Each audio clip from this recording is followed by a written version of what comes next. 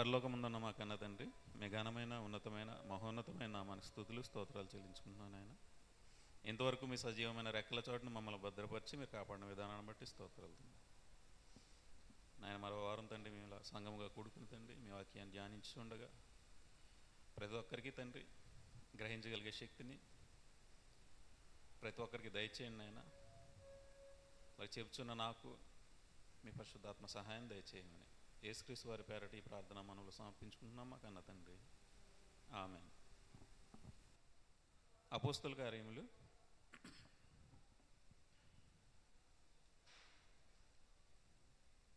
2వ అధ్యాయము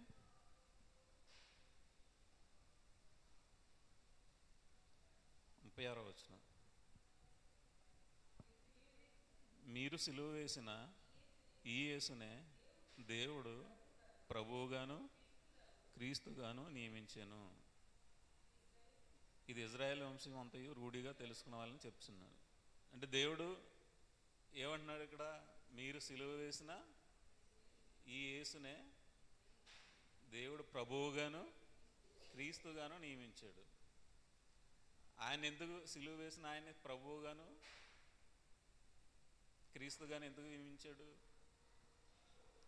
ఆ సిలువ వేసిన తర్వాత దేవుడు ఆయనకి రాజుగా ఒక రాజ్యాన్ని అప్పగించాడు. ఆ రాజ్యంలో మనల్ని పాలిభాగస్తులుగా ఉండడానికి మనల్ని పిలిచాడు దేవుడు. గలతీయులకు రాసిన పత్రిక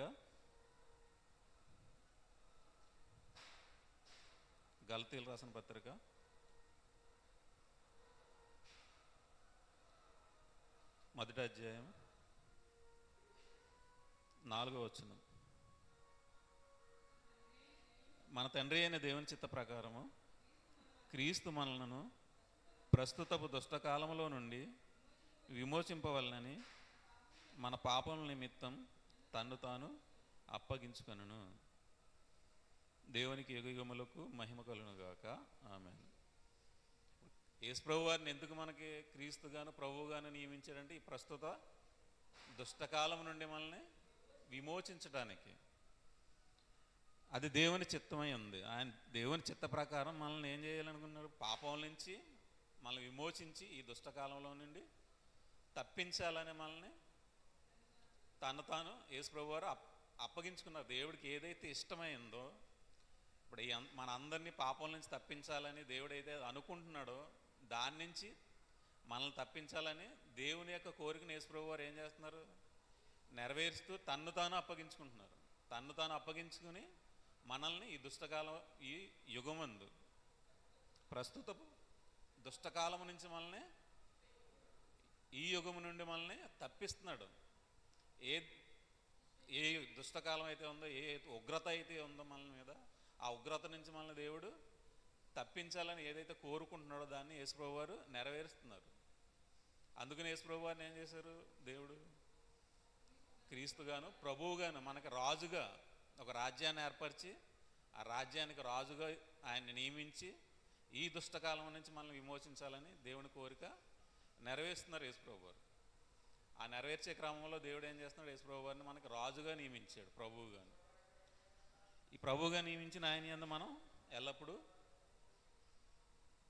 ఆయన ఆజ్ఞలకు లోబడి ఉండాలి. ఎఫెసీయులకు రాసిన పత్రిక,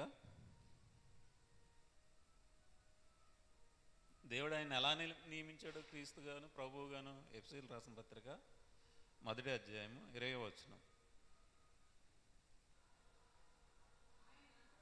ఆయన ఆ బలాతిశయం చేత క్రీస్తును మృతులలో నుండి లేపి సమస్తమైన ఆధిపత్యము కంటేను, అధికారము కంటేను, శక్తి కంటేను, ప్రభుత్వము కంటేను ఈ యుగమందు మాత్రమే గాక రాబోవు యుగమునందును పేరు పొందిన ప్రతి నామము కంటేను ఎంతో హెచ్చుగా పరలోకమునందు ఆయనను తన కుడిపార్శ్వమున కూర్చుండబెట్టుకుని ఉన్నాడు. దేవుడు ఏం చేశారు? ఆయన్ని ఆయన బలాతిశయం చేత క్రీస్తుని ఏం చేశాడు?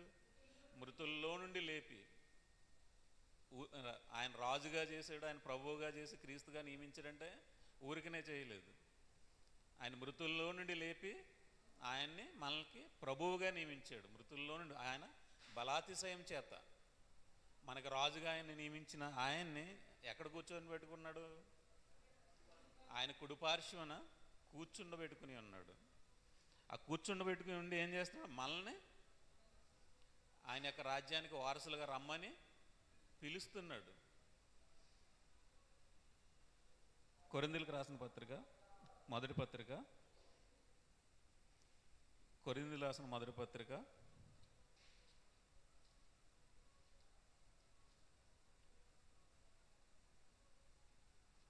1వ అధ్యాయము 9వ వచనం. మన ప్రభువు అయిన యేసుక్రీస్తు అను తన కుమారుని సహవాసమునకు మిమ్మును పిలిచిన దేవుడు నమ్మదగినవాడు. యేసు ప్రభువారిని ప్రభువుగా క్రీస్తుగా నియమించి ఆయన సహవాసానికి ఏం చేస్తున్నాడు? మనల్ని పిలుస్తున్నాడు. ఆయనకు రాజ్యం ఏర్పరిచి ఆ రాజ్యంలోనికి మనల్ని పిలుస్తున్నాడు. ఆయన మృతుల్లో నుండి లేచి దేవుని యొక్క కుడిపార్శ్వమున కూర్చుని ఆయన రాజ్యాన్ని ఏలుతున్నప్పుడు దేవుడు ఏమంటున్నాడు? ఈయన రాజ్యంలోకి మీరు రావాలంటే ఆయన సహవాసంలోకి మీరు రావాలి. ఈ సహవాసంలోకి మీరు రావాలి అంటే దేవుని యొక్క మాట మీరు వినాలి. మీ మాట వింటే యేసుక్రీస్తు వారిని ఎలాగైతే ఆయన కుడిపార్శ్వను కూర్చుండబెట్టుకున్నాడో అలాగే మిమ్మల్ని కూడా కూర్చుండబెట్టుకుంటాడు. కాబట్టి దేవుడు ఏం చేస్తున్నాడు? ముందుగా మనల్ని యేసుక్రీస్తు వారి యొక్క సహవాసానికి మనల్ని పిలుస్తున్నాడు. పిలిచినవాడు ఎలాంటి వాడు? నమ్మదగినవాడు. నమ్మదగినవాడు పిలిచినప్పుడు ఆయన ఏం చెప్పినది నెరవేర్చబడుతుంది. యేసుక్రీస్తు వారు దేవుని యొక్క కుడిపార్శ్వన కూర్చుని రాజ్యాన్ని వెళ్తూ ఏం చేస్తున్నారు? ఆయన మనల్ని పిలుస్తున్నాడు. తన సహవాసానికి పిలిచిన దేవుడు నమ్మదగినవాడు. ఆయన సహవాసానికి రావాలంటే మనం ఏం తెలుసుకోవాలి? ముందు మనం దేవుని యొక్క శక్తిని తెలుసుకోవాలి. ఆయన శక్తి ఎలాంటిది? ఇప్పుడు ఆయన అయితే ప్రభుత్వం కంటేను అధికారం కంటేను ప్రతి దాని నుంచి ఆయన ఏం చేస్తున్నాడు? హెచ్చించి ఆయన్ని ప్రతి దాని మీద ఆయన కూర్చోబెట్టాడు. ఆధిపత్యము కంటేను అధికారం కంటేను శక్తి కంటేను ప్రభుత్వము కంటేను ఈ యుగమందే కాదు, ఈ దుష్ట యుగమునందు విమోచించాలని ముందుగా మనం చదువుకున్నాం. ప్రస్తుత దుష్టకాలం నుండి విమోచించడానికి ఈ దుష్టకాలం యుగమునందు కాక రాబోయే యుగమునందు కూడా ఆయన పేరు పొందిన ప్రతి నామము కంటే ఆయన్ని ఎంతో హెచ్చుగా పరలోకమునందు కూర్చుండబెట్టుకున్నాడు ఆయన కుడిపార్శ్వమున. ఈ యుగమునందు కాక రాబోయే యుగమునందు కూడా ఆయన్ని ఎంతో హెచ్చుగా హెచ్చించి కూర్చోబెట్టుకున్నాడు. ఎప్పుడు? ఆయన మాట విన్నప్పుడు, శిలువ యాగం చేసినప్పుడు, మృతుల్లో నుండి నన్ను లేపుతాడని దేవుణ్ణి నమ్మి ఆయన మాట వినడానికి ఈ లోకానికి వచ్చి మనల్ని పాపం నుంచి విముక్తి పొందించడానికి తను తాను ఈ లోకానికి వచ్చి రిక్తునిగా చేసుకుని సమర్పించుకున్నాడు దేవునికి. అప్పుడు ఏం చేశాడు? తన బలాతిశయం చేత దేవుడు ఏం చేశాడు? ఆయన్ని మృతుల్లో నుండి లేపాడు. ఆ లేపిన తర్వాత దేవుడు ఏం చేస్తున్నాడు? మనల్ని యేసుక్రీస్తు వారి యొక్క సహవాసానికి పిలుస్తున్నాడు. పిలిచిన తర్వాత మనం ఆయన జ్ఞానాన్ని కానీ ఆయన యొక్క శక్తిని కానీ మనం తెలుసుకోవాలి. ముందు పిలిచినవాడు ఎలాంటి వాడు? నమ్మదగినవాడు. అలాగే కొరింథీయులకు రాసిన మొదటి పత్రిక 1వ అధ్యాయము 24వ వచనం. ఆయన యూదులకు ఆటంకముగాను అన్యజనులకు వెర్రితనముగాను ఉన్నాడు. కానీ యూదులకేమి గ్రీసు దేశస్థులకేమి పిలువబడిన వారికే క్రీస్తు దేవుని శక్తియును దేవుని జ్ఞానమై ఉన్నాడు. ఎవరినైతే తన సహవాసానికి పిలుస్తున్నాడో వాళ్ళందరికీ ఎలాంటి వాడు? ఈయన శక్తిమంతుడును జ్ఞానము గలవాడే అన్నాడు. ఆయన సహవాసానికి మనకు వస్తే మన ఏముంటుంది? మనకి శక్తి ఉంటుంది, జ్ఞానం ఉంటుంది. ఆయన సహవాసానికి రాకుండా మన ఇష్టానుసారంగా వెళ్తే దేవుని యొక్క శక్తి మనకు అందదు, ఆయన యొక్క జ్ఞానము మనకి అందదు. ఆయన సహవాసానికి వచ్చి ఆయన యొక్క రాజ్యానికి మనం వారసులుగా అవ్వాలంటే ఆయనకు లోబడి ఉండాలి. లోబడి ఉన్నప్పుడు మాత్రమే ఆయన యొక్క శక్తి అర్థమవుతుంది, ఆయన యొక్క జ్ఞానము మనకి అర్థమవుతుంది. అలాగే ఆయన యొక్క గుణం కొరింథీయులకు రాసిన 2వ పత్రిక 10వ అధ్యాయము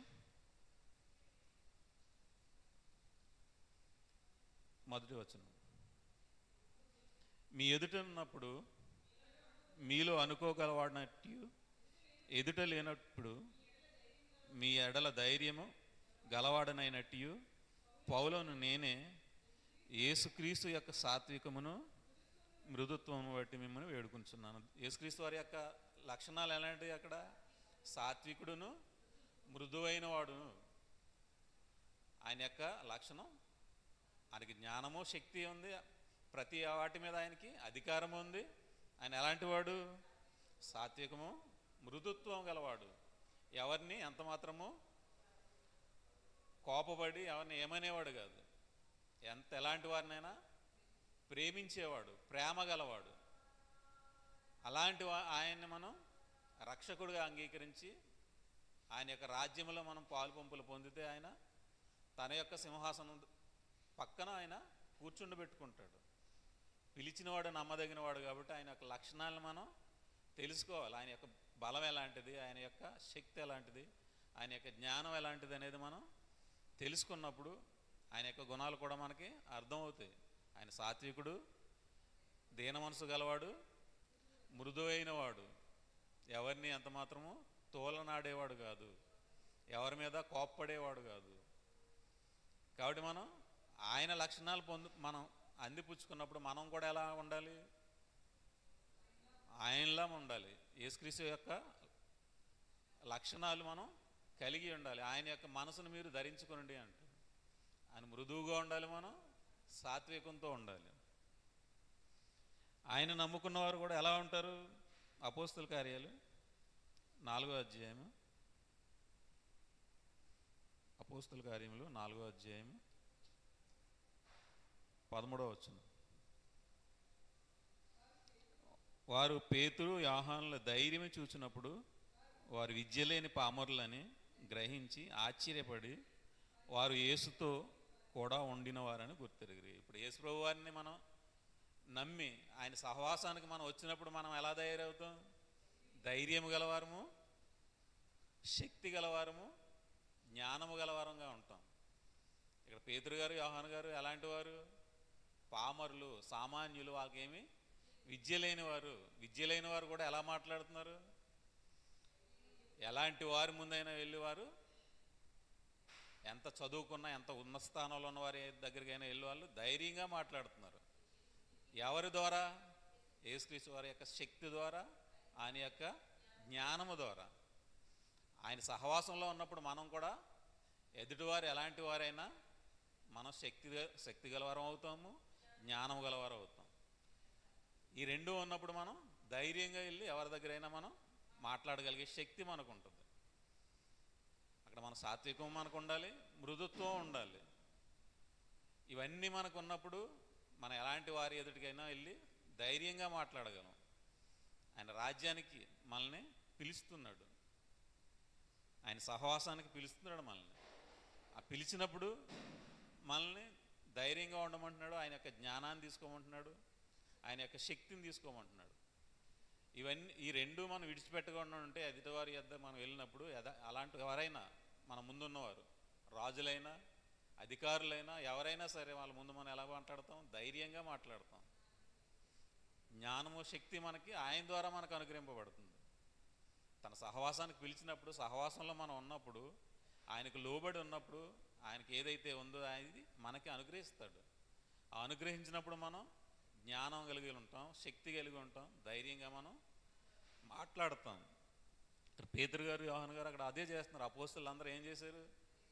ధైర్యంగా మాట్లాడారు. ఎవరైనా సరే వారు యేసుక్రీస్తు వారిని గురించి ధైర్యంగా మాట్లాడి ఆయన యొక్క శక్తిని గురించి, ఆయన యొక్క జ్ఞానం గురించి, ఆయన యొక్క రాజ్యంను గురించి వారు ధైర్యంగా మాట్లాడి ఎలాంటి వారినైనా ఎదిరించారు.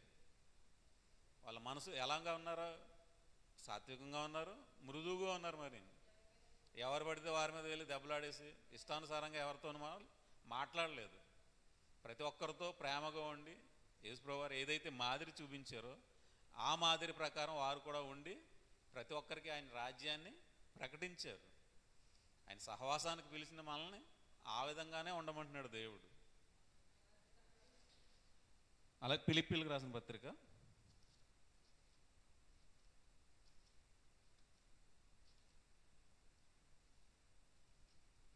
ఫిలిప్పీలకు రాసిన పత్రిక 3వ అధ్యాయము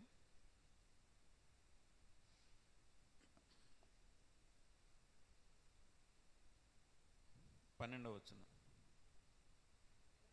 ఇదివరకే నేను గెలిచి తినైనను, ఇదివరకే సంపూర్ణ సిద్ధి పొంది తినని అయినను నేను అనుకోవడం లేదు, కానీ నేను దేని నిమిత్తం క్రీస్తు యేసు చేత పట్టబడితనో దానిని పట్టుకొనవలనని పరిగెత్తుచున్నాను. ఇక్కడ దేవుడు మనల్ని ఎందుకు పిలిచాడు? తన సహవాసానికి. యేసుక్రీస్తు చేత మనం అందరం ఏం చేయబడుతున్నాం? పట్టబడుతున్నాం. ఆయన పట్టుకుని మనల్ని అందరినీ ఎక్కడికి పిలుస్తున్నాడు? తన సహవాసానికి పిలుస్తున్నాడు. ఈ సహవాసానికి పిలిచిన తర్వాత ఆయన ఏం చెప్తున్నాడు మనకి? దేని నిమిత్తం అయితే నన్ను పిలిచాడో దాన్ని పట్టుకోవడానికి నేను పరిగెత్తుచున్నాను. 14వ వచనం. క్రీస్తు యేసునందు దేవుని ఉన్నతమైన పిలుపునకు కలుగు బహుమానమును పొందవలెనని గురి యొద్దకే పరిగెత్తుచున్నాను. దేవుడు మనల్ని ఎందుకు పిలుస్తున్నాడు? తన సహవాసానికి. ఆ ఉన్నతమైన పిలుపు ఎలాంటిది? దానివల్ల వచ్చేది ఏంటి? బహుమానం ఇస్తానంటున్నాడు. ఆ బహుమానాన్ని పొందుకోవాలని పౌలు గారు ఏం చేస్తున్నారు? గురి యొద్దకే పరిగెడుతున్నారు. ఎదుటి వారు ఎలాంటి వారైనా లెక్క చేయటం లేదు, పరిస్థితులు ఎలాంటివి అయినా అయినా లెక్క చేయటం లేదు. నాకు ఎట్టి పరిస్థితులైనా నాకు ఆ బహుమానం కావాలని నేను గురి యొద్దకే పరిగెడుతున్నాను తప్ప నేను వెనుకంజ నేను వెయ్యటం లేదు. ఆయన ఆ సహవాసానికి పిలిచిన దేవుడు నమ్మదగినవాడు. ఆయన ఏదైతే బహుమానాన్ని ఇస్తానన్నాడో ఆ బహుమానాన్ని ఇవ్వడానికి ఆయన ఎల్లప్పుడూ సంసిద్ధంగా ఉంటాడు. ఆయన నమ్మదగిన దేవుడు కాబట్టి నేనేం చేస్తున్నాను? ఆ దాని గురించి నేను పరిగెడుతున్నాను.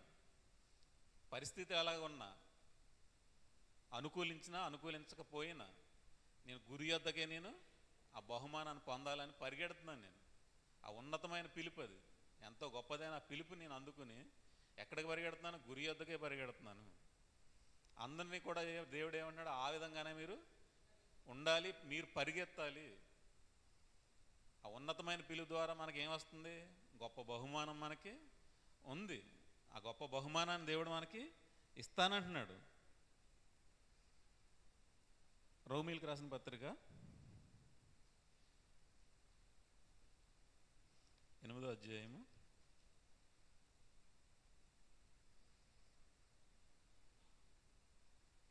10వ వచనం.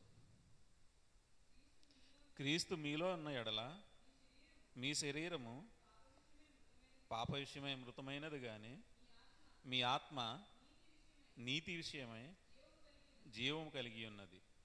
మృతుల్లో నుండి యేసును లేపిన అనే ఆత్మ మీలో నివసించిన ఎడల, మృతుల్లో నుండి క్రీస్తు యేసును లేపినవాడు చావునకు లోనైన మీ శరీరంలో కూడా మీలో నివసించుతున్న తన ఆత్మ ద్వారా జీవింపజేయను. యేసుక్రీస్తు వారిని మనం సురక్షకుడిగా అంగీకరించి బాప్తిస్మం పొందిన తర్వాత ఆత్మ సహాయం మనకి వస్తుంది. ఆ వచ్చిన తర్వాత దేవుడు ఏమంటున్నాడు?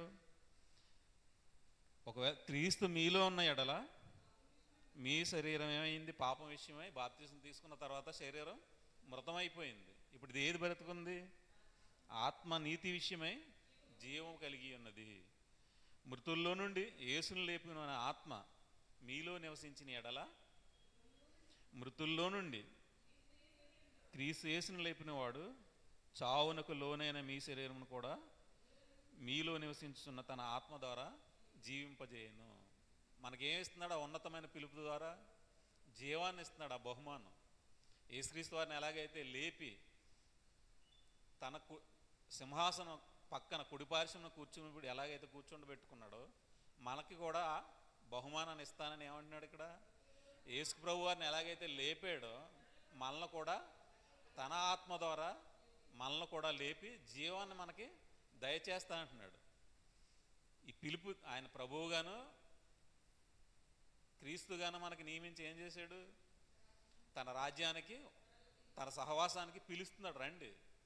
యేసుప్రభు వారు ఎలాగైతే మీకు మాదిరిగా ఉన్నాడో మీ ముందు, అలాగే మీకు కూడా తన సింహాసనం పక్కన చోటిస్తాను అంటున్నాడు. ఆయన ఎలాగైతే తన బలాతిశయం చేత లేపాడో మా ఆత్మ ద్వారా మనల్ని కూడా లేపుతాను అంటున్నాడు. ఆ ఆత్మ మనలో ఉంటే, పరిశుద్ధాత్మ దేవుడు మనలో నివసించి ఉన్న ఎడల క్రీస్తుని ఎలాగైతే లేపాడో మనల్ని కూడా అలాగే లేపుతాను. తన ఆత్మ ద్వారా లేపుతాడు. దేవుడు లేపుతాడు. ఆత్మ మనలో ఉండాలి. ఎలా ఉంటే ఏమవుతుంది? దేవుడిని లేపడానికి మనకి అవకాశాన్ని ఇచ్చిన వాళ్ళం అవుతాం. ఒకవేళ ఆయన ఆత్మ మనలో లేకపోతే ఆయన అంత మాత్రము లేపడు. ఎందుకంటే మనం ఆయనకి వ్యతిరేకంగా ఉంటాం. ఆయన ఆత్మ ఎప్పుడైతే మనలో ఉందో అప్పుడు మనం ఆయనకి ఇష్టానుసారంగా ఉన్నట్టు లెక్క. అప్పుడు మాత్రమే మనకు జీవము ఉంటుంది. కాబట్టి మనలో ఏముండాలి? సాత్వికము, దీన మనసు, మృదుత్వము ఉండాలి. ఆ మృదుత్వం లేకపోతే ఎంత మాత్రం మనం దేవునికి ఇష్టానుసారులుగా ఉండం. కాబట్టి దేవుడు ఏమంటున్నాడు? యేసు ప్రభు వారిని ఎలాగైతే నేను లేపానో మిమ్మల్ని కూడా అలాగే లేపుతాను. ఆ లేపాలి అంటే మీలో నా ఆత్మ ఉండాలి. ఆ ఆత్మ ఉన్నప్పుడు మాత్రమే మీరు జీవం గలవారు అవుతారు. మీరు జీవించి ఉండాలి అంటే ఆత్మను మీలో కలిగి ఉండాలి. కలిగి ఉండాలంటే దేవుని ఇష్టానుసారంగా మనం బ్రతకాలి. బ్రతికినప్పుడు మాత్రమే ఆయన మనకి సహాయం అందిస్తాడు. ఎఫెసీయులకు రాసిన పత్రిక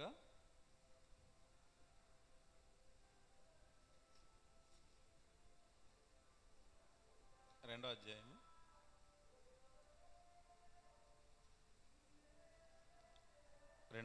6వ వచనం.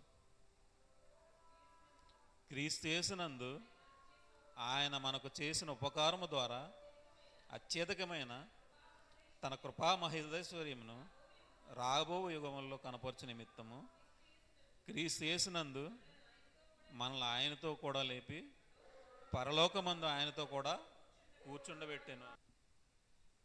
క్రీస్తు యేసునందు ఆయన మనకు చేసిన ఉపకారము ద్వారా అత్యధికమైన తన కృపా మహేశ్వర్యము రాబో యుగములో కనపరచు నిమిత్తము. ఆయన ఏం చేస్తున్నాడు? క్రీస్తు యేసు అందు మనకి ఏం చేస్తాడు? ఆయన ఉపకారం చేస్తున్నాడు. ఉపకారం ద్వారా అత్యధికమైన తన కృప మహదైశ్వర్యం రాబో యుగముల్లో కనపరచు నిమిత్తము.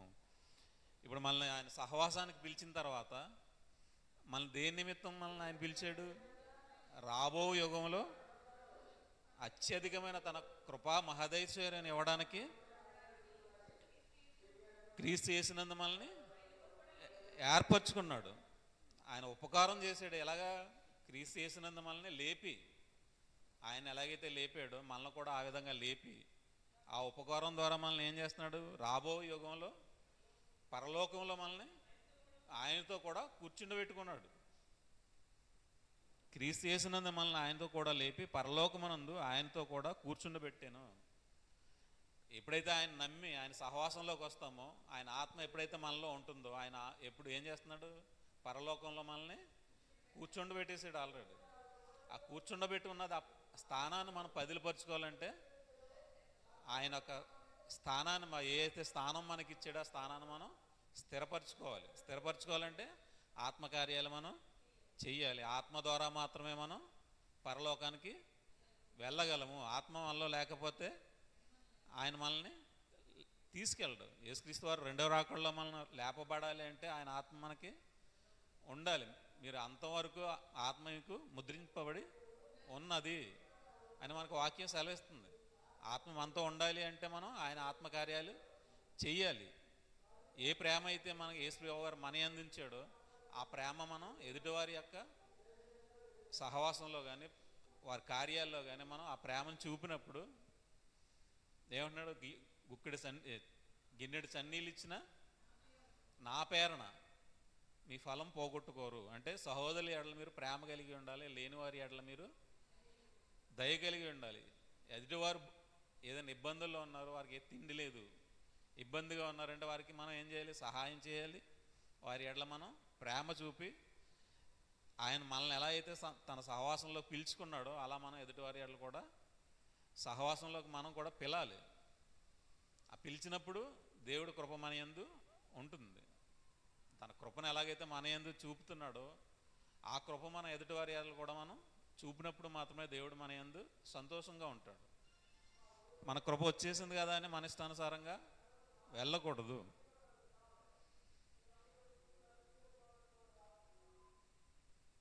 పదవ వచనం. మరియు వాటి యందు మనం నడుచుకున్న వాళ్ళని దేవుడు ముందుగా సిద్ధపరిచిన సత్క్రియలు చేయుటకై మనం క్రీస్తు యేసునందు సృష్టింపబడిన వారమే, ఆయన చేసిన పని అయి ఉన్నాము.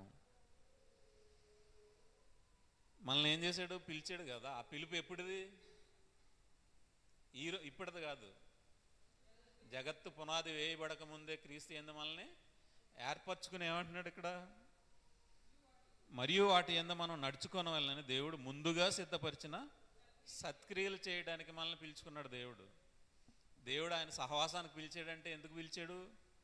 ఊరికినే మనల్ని పిలవలేదు, కూర్చుంటామని మనల్ని పిలవలేదు. ఆయనకు సత్క్రియలు చేయడానికి మనల్ని ముందుగా నిర్ణయించుకుని తన సహవాసానికి మనల్ని పిలిచాడు. ఎలాగా? ఏర్పరచుకుని.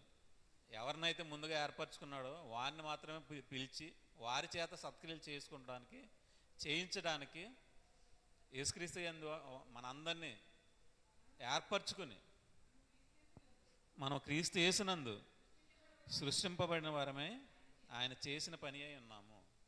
యేసుక్రీస్తు వారి యందు బాప్తిసం తీసుకున్న తర్వాత ఆయన యందు ఏమయ్యాం? మనం నూతనంగా సృష్టింపబడిన వారమేమైంది. ముందు మన పాపాల చేత మన అపరాధాల చేత మనం చచ్చి ఉండగా దేవుడు ఏం చేశాడు? క్రీస్తునందు మనల్ని బ్రతికించాడు, లేపాడు. ఆయన యందు యేసుప్రభు వారిని ఎలాగైతే లేపాడో ఆయన యందు నమ్మకం ఉంచినారు, విశ్వాసం ఉంచిన వారిని ఏం చేస్తున్నాడు? దేవుడు మనల్ని కూడా లేపి, మృతుల్లో నుండి మనల్ని లేపి ఎక్కడ నిలబెట్టుకున్నాడు? సహవాసంలో నిలబెట్టుకుని సంఘంలో ఆయన సత్క్రియలు చేయడానికి మనల్ని పురుగొలుపుతున్నాడు. మిమ్మల్ని ముందుగా నిర్ణయించుకున్నాను నేను. మీరు ఏదో ఇప్పుడు పిలిచి ఇప్పుడు నిర్ణయించి ఇప్పుడే చేయండి అని నేను అంటలేదు. మిమ్మల్ని జగత్తు పునాది వేయబడక ముందే మేము క్రీస్తునందు ఏర్పరచుకుని అప్పుడే మీకు పని ఆ సత్క్రియలు నియమించేశాను. ఆ నియమించిన సత్క్రియలు చేయడానికే మిమ్మల్ని ఇప్పుడు ఆయన సహవాసానికి పిలుస్తున్నాను. మీరు ఆ సహవాసంలోకి వచ్చి ఆ పనులు మీరు చెయ్యాలి. చేసినప్పుడు మాత్రమే మీరు జీవము గలవారై ఉంటారు. లేదు ఆ పనులు చేయకపోతే, పిలిచిన తర్వాత నన్ను పిలిచేసాడని రక్షింపబడిపోయాను ఇంకా నాకు అవసరం లేదని కూర్చుంటే మీకు ఎంత మాత్రం ఆయనలో పాలు పంపులు ఉండవు. సత్క్రియలు చేయడానికే మిమ్మల్ని పిలిచాను అంటున్నాడు. ముందుగా నిర్ణయించాడు మనల్ని.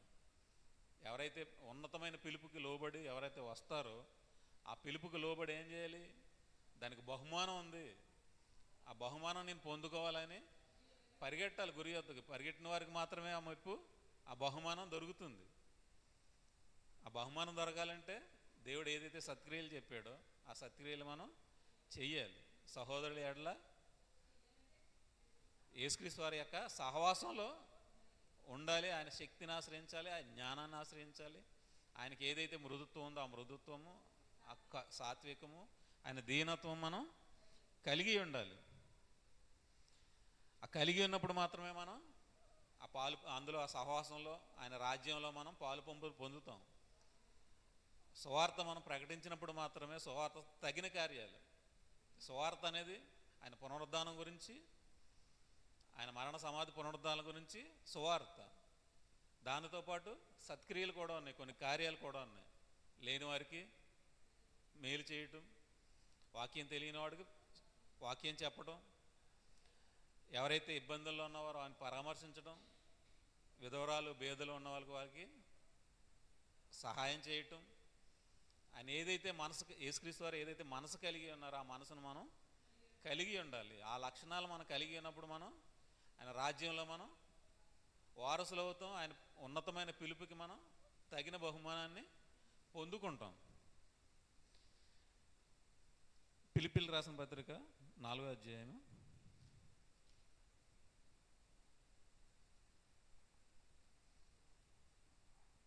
5వ వచనం. మీ సహనమును సకల జనులకు తెలియబడనీయుడి, ప్రభు సమీపంగా ఉన్నాడు, దేనిని గూర్చి చింతపడుగుడు కానీ ప్రతి విషయంలోనూ ప్రార్థన విజ్ఞాపనల చేత కృతజ్ఞతాపూర్వకముగా మీ విన్నపలు దేవునికి తెలియజేయడి. అప్పుడు సమస్త జ్ఞానమునకు మించిన దేవుని సమాధానము యేసుక్రీస్తు వలన మీ హృదయములకును మీ తలంపులకు కావలి ఉండును. మీ సహనము, సహనం అంటే ఫుట్నోట్లో ఏముంది? మృదుత్వము. యేసుక్రీస్తు వారి యొక్క మృదుత్వం మనం కలిగి ఉండాలి. అది అందరికీ సకల జనులకు తెలియబడనీయుడి. ఆయన యొక్క మృదుత్వాన్ని మన ద్వారా ప్రజలకు తెలియబడనివ్వాలి. ఇప్పుడు మనం మృదుత్వం కలిగి ఉంటేనే కదా ఆయన యొక్క సాక్ష్యం బయటికి వెళ్తుంది. ఆయన కనికరమును మృదుత్వమును కలిగి ఉన్నాడు ఆయన. మనం కూడా ఆ లక్షణాలు కలిగి ఉన్నప్పుడు మాత్రమే అనేకులకి మనం మాదిరిగా ఉండగలం, ప్రజల్లోకి దేవుని యొక్క మహిమను తీసుకువెళ్ళగలం. యేసుక్రీస్తు వారి యొక్క మహిమ ప్రజల్లోకి వెళ్ళాలంటే ఏం చేయాలి? మనం ఆయన యొక్క మృదుత్వాన్ని, మనం ఆయన సాత్వికను ప్రజల్లోకి మనం తీసుకెళ్ళాలి. మనం ఆ విధంగా ప్రవర్తించినప్పుడు మాత్రమే అది సాక్ష్యార్థమై ప్రజల్లోకి వెళ్తుంది.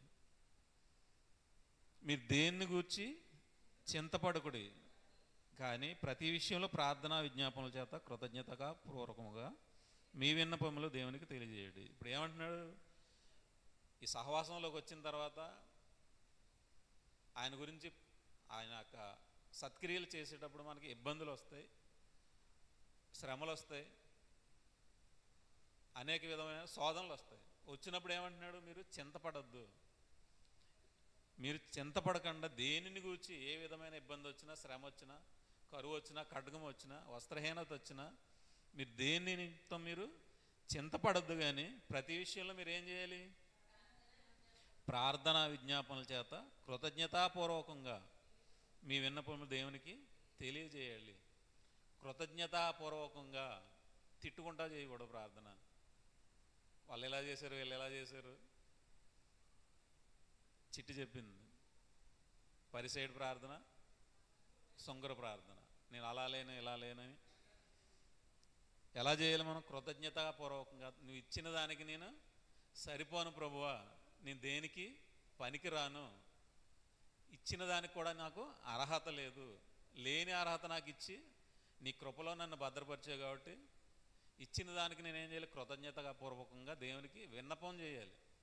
ఇచ్చిన దాన్ని కూడా పొందుకునే అర్హత లేనంత స్థితిలోకి నేను జారిపోయాను. నా పాపముల చేత, నా అపరాధాల చేత నేనేమైపోయాను?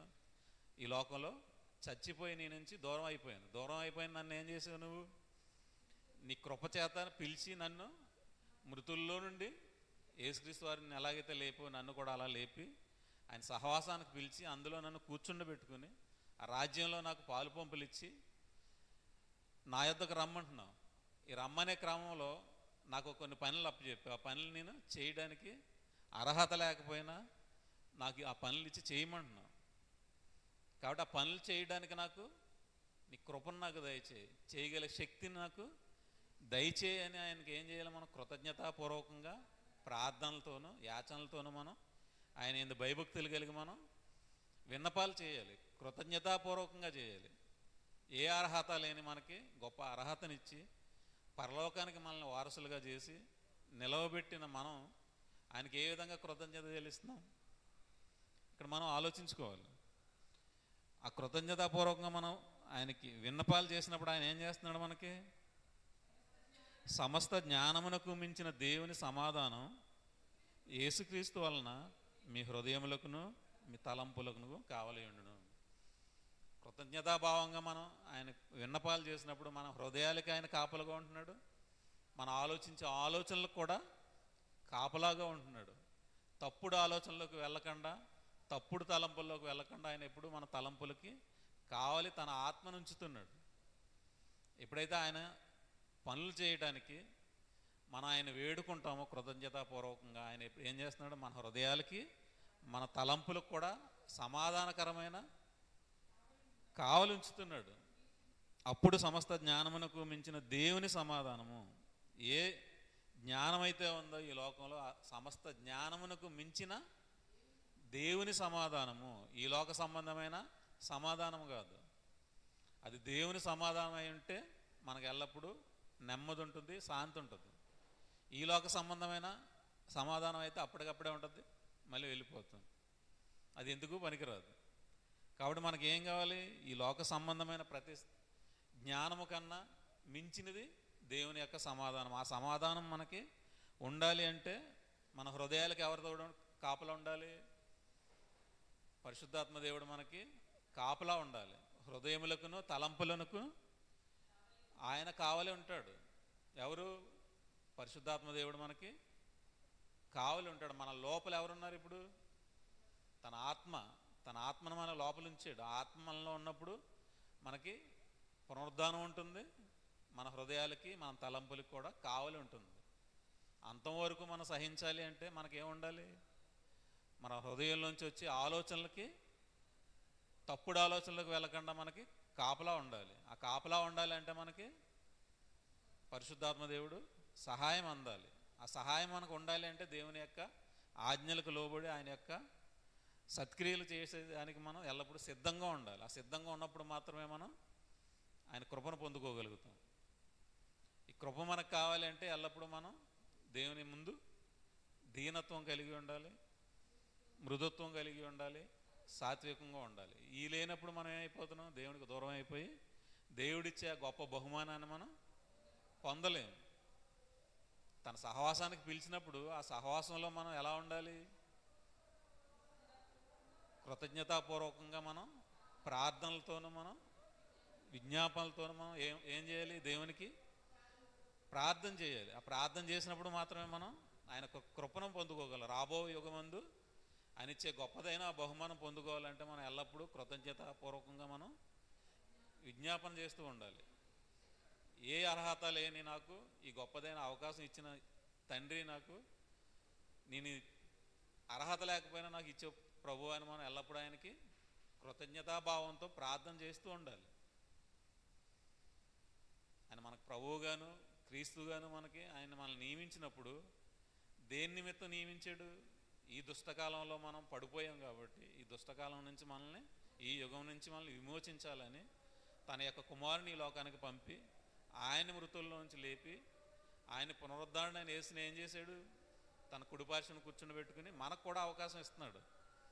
మన అపరాధముల చేత పాపం చేత పడిపోయిన మనల్ని ఏం చేస్తున్నాడు? మనల్ని కూడా లేపుతానని పిలుస్తున్నాడు. ఉన్నతమైన పిలుపు. రండి ప్రతి ఒక్కరూ, ఎవరైతే వస్తారో వారికి అవకాశం ఉంది, రండి అని ఆయన పిలిచి ఆయనతో పాటు మనల్ని కూడా లేపుతానంటున్నాడు. అవకాశాన్ని మనకి ఇస్తున్నాడు. ఇచ్చిన అవకాశాన్ని మనం సద్వినియోగపరుచుకుని దాన్ని వినియోగించుకునే వారుగా ఉండాలి. మనం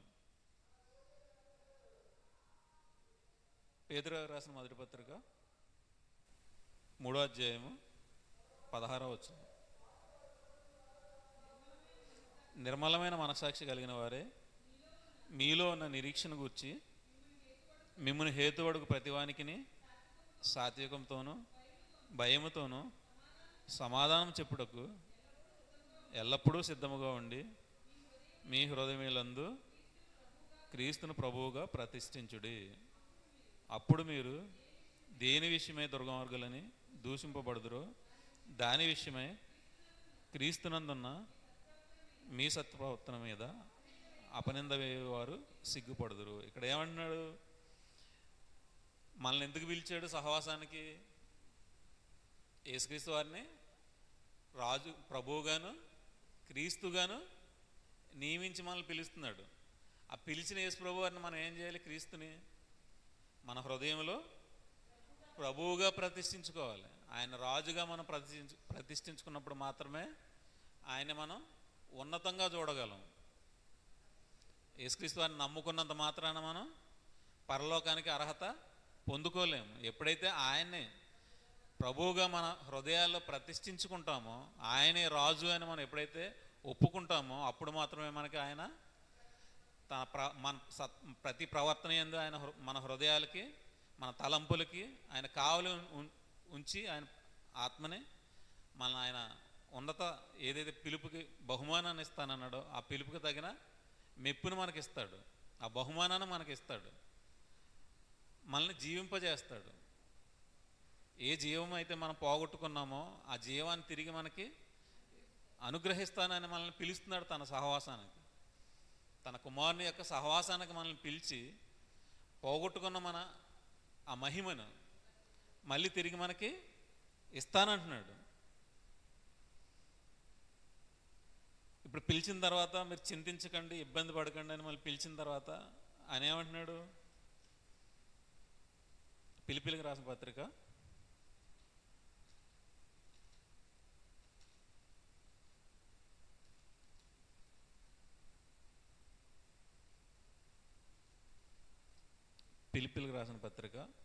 4వ అధ్యాయము 19వ వచనం. కాగా దేవుడు తన ఐశ్వర్యం చొప్పున క్రీస్తు యేసునందు మహిమలో మీ ప్రతి అవసరము తీర్చును. ఎప్పుడైతే దేవుని యొక్క ఆ సహవాసానికి వస్తామో, యేసుప్రభువు వారి యొక్క సహవాసానికి వస్తామో, అప్పుడు మనకు శ్రమలు ఎదురైనా, ఇబ్బందులు ఎదురైనా ఏమంటున్నాడు? మీరు చింతించకండి, ఆయన మిమ్మల్ని విడిచిపెట్టడు. ఆయన ఏం చేస్తున్నాడు? దేవుడు తన ఐశ్వర్యం చొప్పున, దేవుడు ఐశ్వర్యవంతుడు, తన ఐశ్వర్యం చొప్పున ఎవరిలో ఇస్తున్నాడు? మనకి క్రీస్తు యేసునందు మహిమలో ఇస్తున్నాడు. ఆయన మహిమపరిచినప్పుడు ఆ మహిమలో మనకి ప్రతి అవసరతని మనకు తీరుస్తానంటున్నాడు. యేసుక్రీస్తు వారిని నమ్మితే మనకి ఇబ్బందులు వస్తాయి, శ్రమలు వస్తాయి, డబ్బు ఉండదు, ఇబ్బందులు పడిపోతామని మీరు అనుకోవాల్సిన అవసరం లేదు. దేవుడు ఏం చేస్తున్నాడు? ప్రతి అవసరాన్ని, యేసుక్రీస్తు వారిని మహిమపరిచినప్పుడు ఆ మహిమలో మనకి ప్రతి అవసరాన్ని తీరుస్తున్నాడు. ఆయన యొక్క ఐశ్వర్యంలో ఎవరి ద్వారా ఇస్తున్నాడు? యేసు ప్రభు వారి ద్వారా, ఆయన మహిమపరచడం ద్వారా మనకి మన ప్రతి అవసరాన్ని తీరుస్తున్నాడు. మీరు ఆయన సత్క్రియలు చేసినప్పుడు, ఆయనలో మీరు కొనసాగుతున్నప్పుడు మీకు శ్రమ వస్తుంది, ఇబ్బంది వస్తుంది. ఏ వచ్చినా మీరు భయపడొద్దు, చింతించవద్దు. మీరు చింతించడం వల్ల మీరు 3 ఎత్తు పెరగరు. ఆయన యందు నమ్మకం ఉంచి ఆయనలో ముందు కొనసాగితే ఆయన ఐశ్వర్యవంతుడు. ఆయన ఐశ్వర్యం చొప్పున క్రీస్తు యేసునందు ఆయన మహిమలో ప్రతి అవసరాన్ని మనకు తీరుస్తాడు.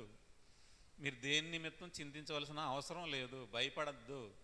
మీరు భయపడితే ఆ మహిమను పోగొట్టుకుంటారు, ఆ జీవాన్ని మీరు పోగొట్టుకుంటారు. ఆయన యొక్క శక్తిని, ఆయన యొక్క జ్ఞానాన్ని మీరు ఆశ్రయించినప్పుడు మీరు ధైర్యంగా ముందుకు కొనసాగగలరు. ఆయన నాకు ప్రతి అవసరాన్ని తీర్చే దేవుడు అని మీరు ఎప్పుడైతే నమ్ముతారో అప్పుడు మీరు ఏం చేస్తారు? ధైర్యంగా ముందుకు కొనసాగుతారు. ఆయన నమ్మలేనప్పుడు, ఆయన యందు విశ్వాసం ఉంచలేనప్పుడు ఏమైపోతాం? మనం భయపడి వెనక్కి వెళ్ళిపోతాం. ఈ అవసరం తీరుద్దా, ఈ అవసరం అవుతుందో లేదో, ఈ పని అవుతుందో లేదో, దేవుడు ఈ అవసరాన్ని తీరుస్తాడో లేదో అని ఎప్పుడైతే మనం భయపడతామో, చింతిస్తామో, అప్పుడు ఆ అవసరం మనకి తీరదు, దేవుడు మనకి సహాయం చేయలేడు. దేవుడు పని చేసినప్పుడు ఆయన మనకి సహాయం చేస్తాడు, చెయ్యకపోతే ఆయన వాగ్దానం మన మీద పని చేయదు.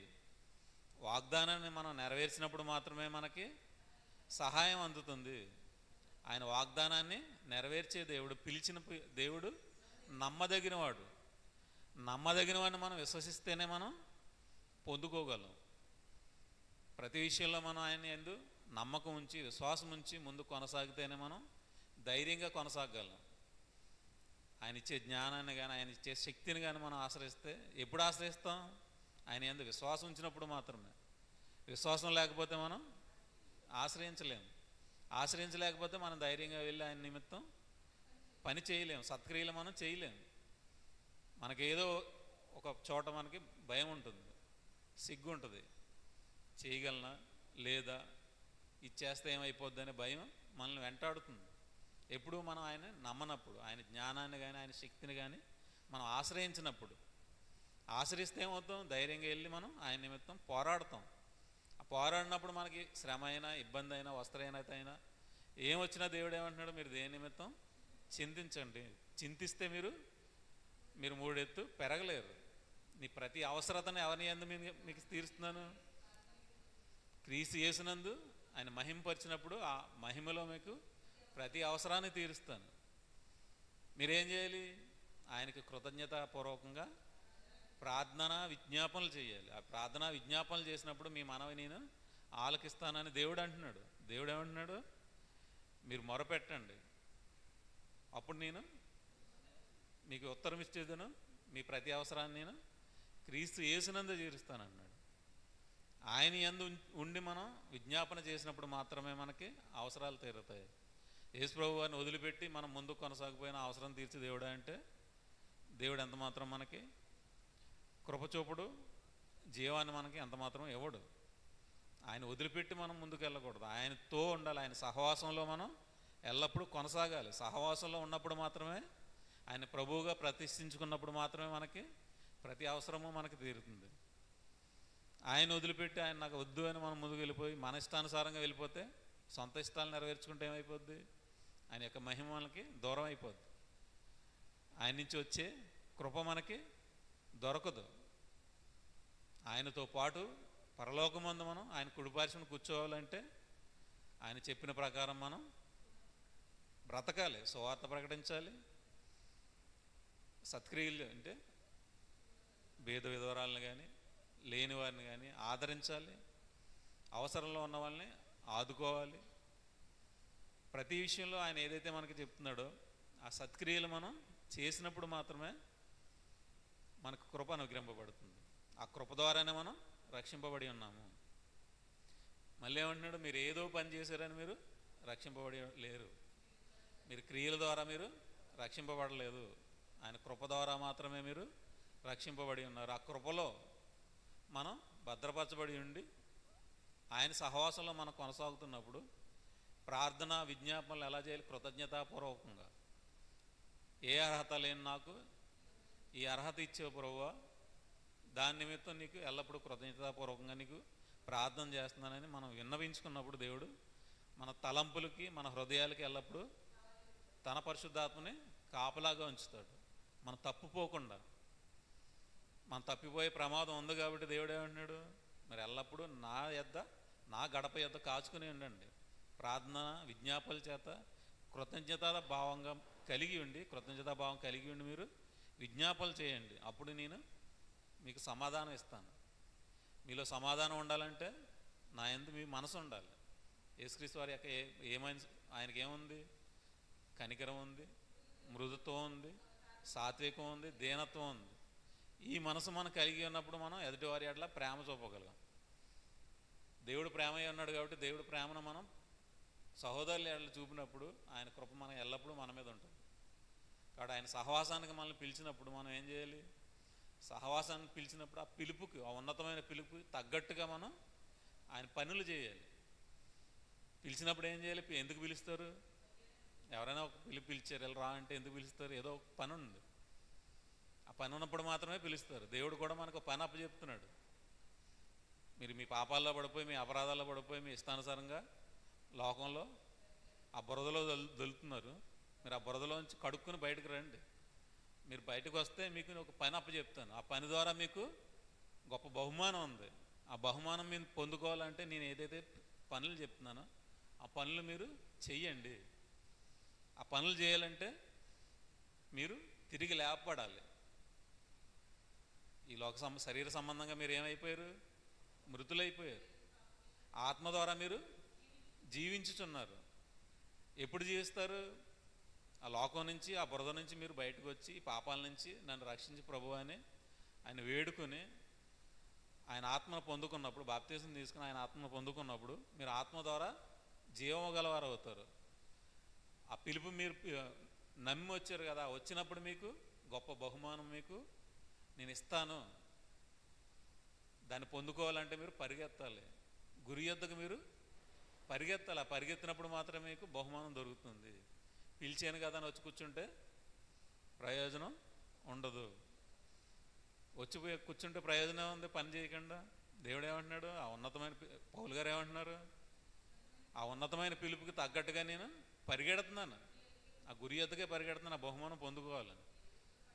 దేని నిమిత్తం అయితే నన్ను యేసుక్రీస్తు వారు పట్టుకున్నారో, ఏ బహుమానం అయితే నాకు ఇస్తానని చెప్పారో ఆ బహుమానం గురించి నేను ఏం చేయాలి? పరిగెత్తినప్పుడు మాత్రమే నాకు ఆ బహుమానం దొరుకుతుంది. పరిగెత్తకపోతే నాకు ఆ బహుమానం దొరకదు. మనకేం చెప్తున్నారు ఆయన మాదిరిగా? మీరు పరిగెత్తండి. అమ్మాయిని వచ్చాను కూర్చున్నాను ఇందులో రక్షణ పడిపోయానంటే దొరకదు. మీరు వచ్చిన పిలుపుకి, ఉన్నతమైన పిలుపుకి తగ్గట్టుగా పరిగెట్టండి. మీ సామర్థ్యాన్ని బట్టి పరిగెట్టండి. విశ్వాస పరిమాణం బట్టి మీరు పని చేయండి. ఎదుటివారు చేస్తున్నారు కదా నేను చేసేయాలంటే నీ పరిమాణం వేరు, ఎదుటివారి పరిమాణం వేరు. కాబట్టి పరిమాణం చొప్పున మనకి ఏం చేస్తున్నాడు? రోమీయులకు రాసిన పత్రిక 12వ అధ్యాయము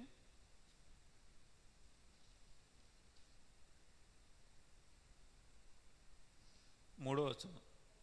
తన్ను తాను ఎంచుకొనదగిన దానికంటే ఎక్కువగా ఎంచుకొనక దేవుడు ఒక్కొక్కరికి విభజించి ఇచ్చిన విశ్వాస పరిమాణం ప్రకారం తాను స్వస్థబుద్ధి గలవాడు ఒకటికై తగిన రీతిని తను ఎంచుకోవాలని నాకు అనుగ్రహింపబడిన కృపను బట్టి మీలోనున్న ప్రతి వానితోనూ చెప్పుచున్నాను. ఇక్కడ ఎవరికి వారికి ఏం చేశాడు దేవుడు? విశ్వాస పరిమాణాన్ని ఇచ్చాడు. తగిన పరిమాణం, ఎవరికైతే ఎంత పరిమాణం ఉందో అంత పరిమాణం చొప్పున ఎంచుకుని పరిగెత్తాలి. ఇప్పుడు ఎదుటివారు గొప్పగా చేయగలడు, ఆ ఎదుటివారిని చూసి పరిగెత్తకూడదు. మన స్థాయి ఎంత ఉందో, మనకెంత పరిమాణం ఉందో, మన విశ్వాసం ఎంత ఉందో దానికి తగ్గట్టు పరిగెట్టాలి. ఎదుటివారు స్పీడ్గా పరిగెడుతున్నాను, మనం ఎంత పరిగెట్టాలో అంత పరిగెట్టాలి. అంతకన్నా ఎక్కువ పరిగెడితే మనం పడిపోతాం. దేవుడు ఏమన్నాడు? మీకున్న పరిమాణం చొప్పున పరిగెత్తండి. చిన్న పరిమాణం ఉన్నా పెద్ద పరిమాణం ఉన్నా ఎవరైనా పరిగెత్తవలసిందే. పరుగైతే ఆపకూడదు. ప్రతి ఒక్కరికి పరుగే ఉంది. ఇక్కడ గురి ఎద్దుకే పరిగెత్తాలి. ఆ పరిగెత్తడం ఎలా పరిగెత్తాలి? ఒకడు స్పీడ్గా పరిగెత్తగలడు, ఒకడు స్లోగా పరిగెడతాడు. తనకున్న ఓపికని బట్టి పరిగెడతాడు. కొంతమంది ఉన్నారంటే స్పీడ్గా పరిగెత్తే వెళ్ళిపోగలరు, వాళ్ళకి ఆ శక్తి ఉంది కాబట్టి. కొంతమంది ఏం చేస్తారు? పరిగెట్టలేరు అంత స్పీడ్గా. వాళ్ళని ఏమంటున్నాడు దేవుడు? మీరు వాళ్ళని చూసి పరిగెట్టి పడిపోకండి, మీ పరిమాణం చొప్పున మీరు పరిగెత్తండి. గురి యొద్దకే పరిగెట్టాలి. ఎవరైనా సరే ఆ గురి యొద్దకే పరిగెట్టాలి. పరుగు అయితే మాత్రం అందరికీ ఉంది. మీ విశ్వాసం పరిమాణం చొప్పునే పరిగెత్తండి. ఎదుటివారు పరిగెట్టేస్తున్నారు, నేను కూడా పరిగెత్తాలని ఆశ మీరు పడవద్దు. మీరు పరిగెత్తే కొద్ది దేవుడు మీకు ఆ ఓపికనిస్తాడు. ఇచ్చిన దాని మీద ఏం చేయాలి? నమ్మకంగా పరిగెత్తినప్పుడు అక్కడికి వెళ్ళిన తర్వాత ఏం చేస్తాడు? ఇంకా కొంచెం ఓపికనిస్తాడు. మన ఇష్టాన్ని బట్టి, మన ఏదైతే చేయాలన్న కోరికను బట్టి దేవుడు ఏం చేస్తాడు? ఇంకా పెంచుతాడు మనకు బలాన్ని. ఆ పెంచినప్పుడు మనం పరిగెత్తగలం. ముందే మనం పరిగెట్టాలంటే పడిపోతాం. ఉన్న విశ్వాసాన్ని బట్టి, ఆ స్థాయిని బట్టి మీకు ఇచ్చిన పరిమాణం చెప్పి మీరు పరిగెట్టండి. ఇచ్చిన దానికంటే ఎక్కువగా మీరు ఎంచుకోవద్దు అంటున్నాడు. ఎంచుకుంటే ఏం అయిపోతారు? పడిపోతారు. కాబట్టి ఆ ఉన్నతమైన పిలుపుకి మనం తగ్గట్టుగా పరిగెత్తాలి. మన పరిమాణం చొప్పున, మనకెంతైతే పరిమాణం ఉందో ఆ పరిమాణం చొప్పున పరిగెట్టినప్పుడే మనకు దేవుడు ఇంకా సహాయం చేసుకుంటూ ముందుకి తీసుకెళ్తాడు. ఎవరికైనా బహుమానం పరలోకమే. కాకపోతే ఈ పరిగెత్తే క్రమంలో దేవుడు మనకు ఎంతైతే పరిమాణం ఇచ్చాడో, మనం ఎంతైతే విశ్వసించగలుగుతున్నామో దేవుడిని, ఆ పరిమాణం చొప్పునే మనం పరుగులో మనం ముందుకు కొనసాగుతాం. మనకి తక్కువ విశ్వాసం ఉండి ఎక్కువ పరిగెట్టాలంటే మనం పరిగెట్టలేము. మన విశ్వాస స్థాయి మనం పెంచుకోవాలి. దేవుని యొద్ద ఎప్పుడు దేవుని యొద్ద ప్రార్థన విజ్ఞాపనల చేత మాత్రమే కృతజ్ఞతాపూర్వకంగా దేవుడు నాకు ఇస్తాడు అనే ఆ ఆనందంతో ఆయన యొద్దకు వెళ్ళి మనం ప్రార్థించినప్పుడు, మనం విన్నవించుకున్నప్పుడు మనకి ఆయన సహాయం చేస్తాడు. మన హృదయాలకి కావలించుతాడు, మన తలంపులకి కూడా కావలించుతాడు. మన ఆలోచనలు చెడిపోకుండా ఈ లోకంలో ఉంటున్నప్పుడు, మనం ఈ లోకంలో మనం దేవుళ్ళకి వచ్చిన తర్వాత కూడా మనం ఎవరితో కొనసాగుతాం? ఈ లోకంలో ఉన్న వారితోనే మనం కొనసాగుతాం. అప్పుడు ఏమవుతుంది? వాళ్ళ యొక్క ఆలోచనలు మనకి ఏమైపోతున్నాయి? వచ్చి మనకి మన తలంపులను ఏం చేస్తున్నాయి? పాడు చేస్తాయి. ఆ వచ్చి పాడు చేయకుండా ఏం చేస్తున్నాడు? మన తలంపులకి ఆయన కావలుగా ఉంటున్నాడు. ఎప్పుడు ఉంటాడు? ఆయన యొక్క క్రీస్తు యేసునందు మన కృతజ్ఞతాపూర్వకంగా ఆయనకు విజ్ఞాపనలు చేసినప్పుడు, ప్రతి విషయంలో కూడా మనం ఏం చేయాలి? కృతజ్ఞతలు తెలియజేసుకుంటూ, ప్రభువా నాకు ఈ గొప్ప అవకాశాన్ని ఇస్తున్నా, ఈ లోకంలో పడిపోకుండా నాకు గొప్ప అవకాశాన్ని నాకు ఇస్తున్నామని ఎప్పుడు ఎల్లప్పుడూ మనం కృతజ్ఞతాభావంగా ఉండాలి. వచ్చింది కదా అని అవకాశాన్ని వదిలిపెట్టేసి మనం ముందుకు కొనసాగిపోతే పడిపోతాం. ఎల్లప్పుడూ ఆయన తోడుగా యేసుక్రీస్తు యందు ఉండి మనం ఆయన యందు మాత్రమే మనం ఉండాలి. ఆయన దాటి మనం ముందుకు వెళ్ళకూడదు. ఆయన లేకపోతే మనం ఏమీ చేయలేము. ఆయన ద్వారా తప్ప మనకి పరలోకం లేదు. యేసుక్రీస్తు వారి ద్వారా మనకి పరలోకం ఉంది. నా ద్వారా తప్ప తండ్రి యొద్దకు ఎవడు రాలేడు. కాబట్టి మనం మొదటిగా మనం హెచ్చించవలసింది ఎవరిని? యేసు ప్రభు వారిని హెచ్చించాలి. ఆయన హెచ్చించినప్పుడు మాత్రమే దేవుడు మనకి కనికరం చూపుతాడు. కుమారుని ముద్దు పెట్టుకోండి, ఆయన ముద్దు పెట్టుకోకపోతే నేను కోపం మీ మీదకి వస్తుంది అంటున్నాడు. ఎవరైతే ఆయన్ని భుజాల మీద ఎత్తుకుంటారో దేవుడు వాళ్ళని హెచ్చిస్తాడు. యేసుక్రీస్తు వారిని ఎంతైతే మనం ప్రేమిస్తామో దేవుని యొక్క కృప అంతా మనకి దొరుకుతుంది. యేసుక్రీస్తు వారిని మనం ఎంతైతే మరుగున పరుస్తామో దేవుడు మనల్ని అంతా తగ్గించి మనల్ని మరుగుపరుస్తాడు. ఆయన కుమారుని మాత్రమే మనం మహింపరచాలి. ఆయన కుమారుని మహింపరిచే క్రమంలో మనల్ని మనం చూపించుకోకూడదు. మనల్ని మనం చూపించుకుంటే మనం పడిపోతాం. కుమారుని మాత్రం, యేసు ప్రభు వారిని మాత్రమే మనం హెచ్చించాలి. ఆయన నామాన్ని మాత్రమే మనం ప్రకటించాలి. ఆయన్ని మాత్రమే మనం మహింపరచాలి. ఆయన్నే మనం ఘనపరచాలి. ఆయనే మనకి ప్రభువుగా మనం సమాజంలో ఎలుగెత్తి చూపించాలి, ఎలుగెత్తి మాట్లాడాలి. ఆయనే ప్రభు, ఆయన ద్వారా మనకి రక్షణ. ఈ నామం అందే రక్షణ, మరి ఏ నామంలోనూ మనకి రక్షణ లేదు అని మనం ఎప్పుడైతే ఆయన్ని మహింపరుస్తామో, ఎలుగెత్తి మనం సమాజంలో చాటుతామో, దేవుడు మనల్ని హెచ్చిస్తాడు, మన యందు కనికరపడతాడు. కాబట్టి ఎల్లప్పుడూ మనం యేసు ప్రభు వారిని హెచ్చించేవారుగా ఉండాలి. కాబట్టి మనం ఎల్లప్పుడూ ఆయన్ని ప్రేమించి హెచ్చించేవారుగా ఉండాలి. కానీ దేవుడు అలా ఉండాలని కోరుకుంటున్నాడు మనం. తప్పితే మన ఇష్టానుసారంగా వెళ్ళిపోయి ఆయన నాకు ఎవరో తెలియదు, నేను వచ్చేసి రక్షింపబడిపోయాను, నేను ఇంకా నాకు అవసరం లేదని అనుకుంటే మనం ఎంతమాత్రం మనం రక్షింపబడలేం. దేవుడు ఏమంటున్నాడు? మీరు నా కుమారుని హెచ్చించండి, అప్పుడు మిమ్మల్ని హెచ్చిస్తాను, ప్రతి అవసరాన్ని మీకు తీరుస్తాను, మీకు ఎటువంటి లోటు ఉండనివ్వను. కాబట్టి మనం హెచ్చింపబడేవారుగా ఉండాలి. ఇప్పుడు ఆయన కుమారుని హెచ్చించినప్పుడు మాత్రమే మనం హెచ్చింపబడతాం. ఆయన కుమారుని ఎంత మాత్రం మనం తృణీకరించకూడదు. కుమారుని మనం ఎల్లప్పుడూ మన భుజాల మీద పెట్టి మొయ్యాలి. ఆ మోసినప్పుడు మాత్రమే మనం సమాజంలో వెలుగుగా ఉంటాం. ఆ కుమారుని ఎంత మాత్రం మనం తృణీకరించకూడదు. ఆయన నామాన్ని మనం గణపరిచినప్పుడు మాత్రమే మనం ముందుకు కొనసాగలం. ఆయన మనకు ఎల్లప్పుడూ తోడుగా ఉంటాడు. కాబట్టి ఎల్లప్పుడూ మనం ఆయన భుజాల మీద పెట్టుకొని మోసేవారుగానే ఉండాలి. మనం మోయగలిగేవారుగా ఉంటున్నామా, లేదంటే ఆయన్ని వదిలిపెట్టి పారిపోయే వాళ్ళుగా ఉంటున్నాం? మనం పరీక్షించుకోవాలి. ఆయన హెచ్చిస్తే మాత్రం మనల్ని దేవుడు ఎంతైనా మనల్ని పైకి తీసుకెళ్తాడు. కాబట్టి మనం యేసుక్రీస్తు వారిని హెచ్చించాలి, ఎల్లప్పుడూ ఆయన్ని ఘనపరచాలి. పొందిన మేలుని మనం ప్రజల్లోకి తీసుకెళ్ళాలి. పాపంలో పడిపోయిన నన్ను ఏం చేశాడు? ఆయన రక్షించాడు, వెతికి రక్షించాడు. నన్ను నాకు నేనుగా రాలేదు, ఆయన నన్ను ఏం చేశాడు? పాపంలో ఉన్నానని వెతికి రక్షించి నన్ను శుభ్రపరిచి తన సింహాసనం పక్కన కూర్చొని పెట్టుకుంటున్నాడు. అంత గొప్ప పని చేసిన ఆయన్ని నేను ఏం చేయాలి? ఎల్లప్పుడూ ఆయన్ని మహింపరచాలి. ఆయన నామాన్ని. నాకు ఏ యోగ్యత లేను నన్ను ఏం చేశాడు? గొప్ప స్థానాన్ని నాకు ఇచ్చి దేవుడు కృపాశయాన్ని నన్ను కూర్చోబెట్టుకుంటున్నాడు. అంటే అది మామూలుగా వచ్చేది కాదు. అంత ఈజీగా ఈ లోకంలో ఉన్న అధికారమే మనకి రాదు, అది అంత ఈజీగా. అలాంటిది పరలోకంలో ఉన్న దేవుని కుడిపార్శ్యాన్ని కూర్చొని పెట్టుకుంటున్నాడంటే అది ఎంత గొప్ప భాగ్యం. అంత గొప్ప భాగ్యం మనం పొందుకున్నప్పుడు మనం ఏం చేయాలి? అంత గొప్పగా మనం యేసుక్రీస్తు వారి యొక్క నామాన్ని మనం ఘనపరచాలి, మహింపరచాలి. ఆ మహింపరిచినప్పుడు మన జన్మకి ఒక పరమార్థం ఏర్పడుతుంది, ఆ బహుమానం మనకి దొరుకుతుంది. కాబట్టి ఎల్లప్పుడూ మనం యేసు ప్రభు వారిని ఆ ఉన్నతమైన స్థానంలో ఆయన ఎప్పుడూ ఉన్నతంగానే చూడాలి తప్ప ఏదో మన దగ్గరికి వచ్చాడు, ఇక్కడ చనిపోయాడని తక్కువ చూపుతో ఆయన్ని ఎప్పుడు చూడకూడదు. ఆయన విడిచిపెట్టకూడని భాగ్యాన్ని ఆయన విడిచిపెట్టి వచ్చాడు.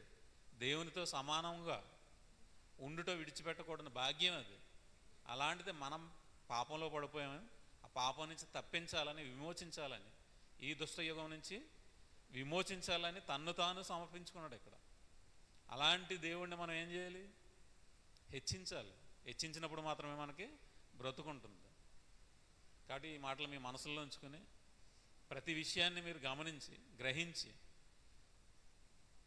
ప్రతి దాన్ని మనం నెరవేర్చడానికి మనం దేవుని యందు మన భయభక్తులు కలిగి ఉంటే దేవుడు మనకి ఎల్లప్పుడూ సహాయంగా ఉంటాడు.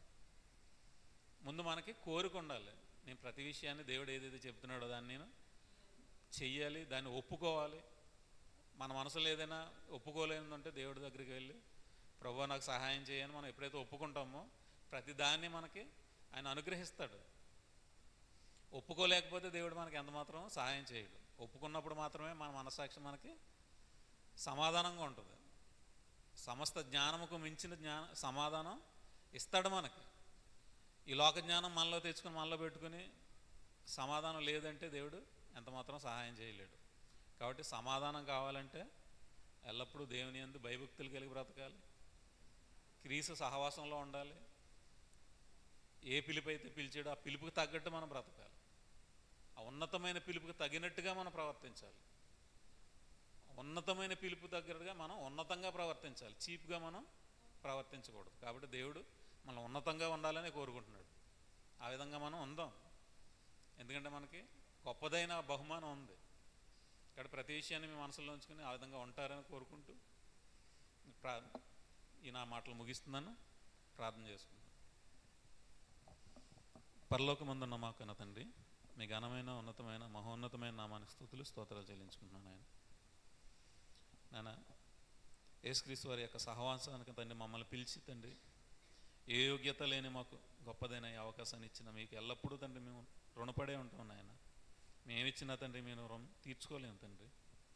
మీ కృప ద్వారానే మాత్రం మేము రక్షింపబడి ఉన్నాం నాయన. ఆ ఉన్నతమైన కృపలో తండ్రి మమ్మల్ని ఎల్లప్పుడూ భద్రపరిచి తండ్రి, మా హృదయాలకి మా తలంపులకు మీ ఆత్మ సహాయాన్ని ఎల్లప్పుడూ కావలి ఉంచమని కోరుకుంటూ యేసుక్రీస్తు వారి యొక్క మహోన్నతమైన నామాన ఈ ప్రార్థన మనవులు సమర్పించుకుంటున్నాం మా కన్న తండ్రి. ఆమెన్.